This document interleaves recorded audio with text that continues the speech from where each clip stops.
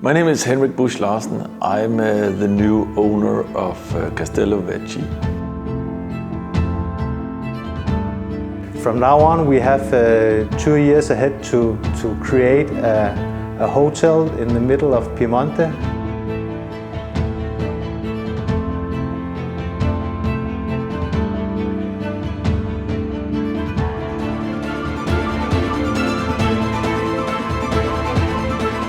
It's mentioned that one of these armies may have lost a treasure. Part of the renovation project is of course also associated with the dream of maybe finding this treasure.